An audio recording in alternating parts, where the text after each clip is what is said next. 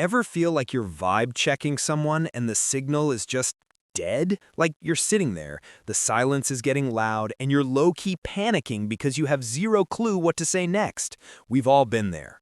You want to be that person who just clicks with everyone, the one who walks into a room and instantly becomes the main character without even trying.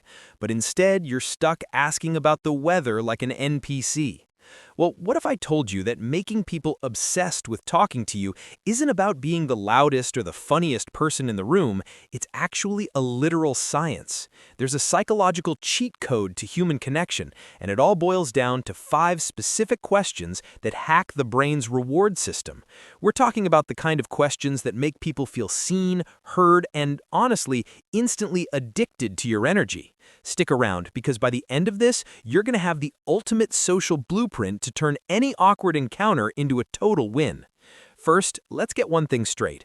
Most people are terrible at talking. They spend the whole time waiting for their turn to speak instead of actually listening. In psychology, we call this the closeness communication bias. We think we're connecting, but we're actually just broadcasting. If you want to stand out, you have to stop broadcasting and start digging. You want to trigger a dopamine hit in their brain. When people talk about themselves, it lights up the same part of the brain as eating good food, or even getting a bunch of likes on a post. You're basically giving them a mental high just by asking the right stuff.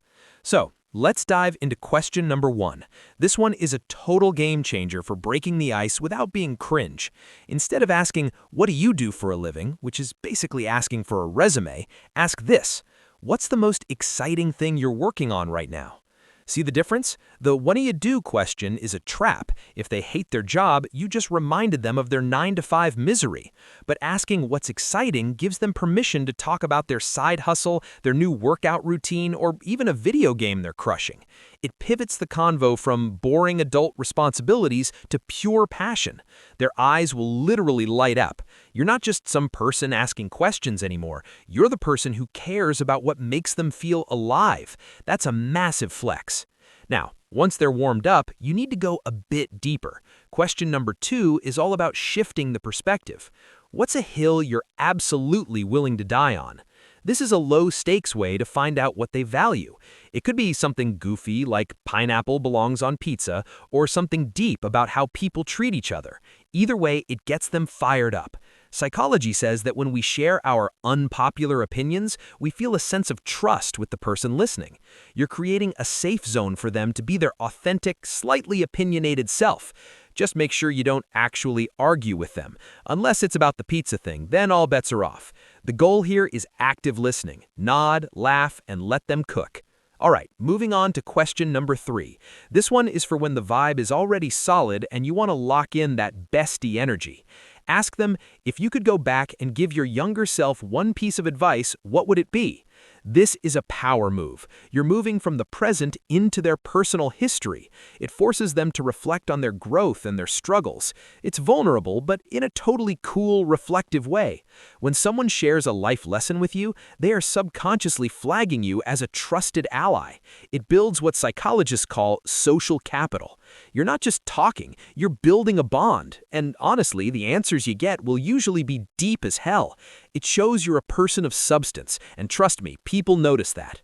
Now, let's talk about question number 4. This one is a bit of a vibe check for their future.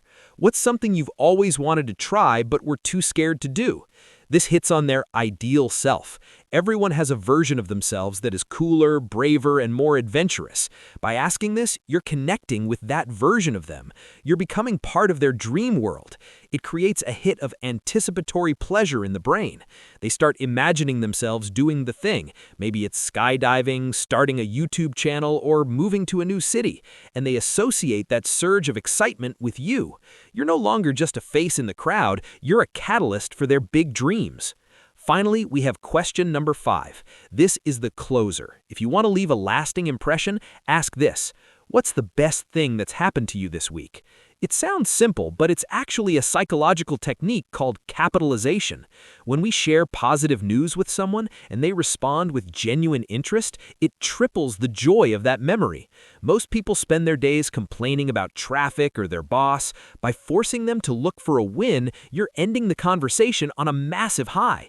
They'll walk away from you feeling like they just had the best day ever, and they'll subconsciously credit you for that feeling. That's how you become unforgettable.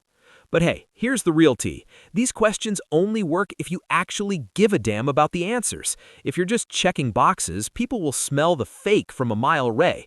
You've got to be present. Put the phone face down. Look them in the eye. Use minimal encouragers, the yas, for reals, and that's wild, that show you're actually following along. Connection isn't a performance, it's an exchange. You're giving them the gift of your attention, and in 2026, that's the rarest currency there is. So, here's the deal. Stop overthinking your social life. Stop worrying if you're cool enough or if you have enough riz. Just be the person who asks better questions. The world is full of people waiting to be discovered, and you're about to be the one who finds them. You'll be surprised how fast your social circle expands when you stop trying to be interesting and start being interested. If you found this helpful and you want more psychological hacks to level up your life, do me a solid. Smash that like button. It really helps the channel out. And if you haven't already, hit subscribe and join the squad. We're out here decoding the human brain every single week so you can live your best life. Drop a comment below and tell me, what's one hill you're willing to die on? I'm reading all of them. Catch you in the next one. Stay curious.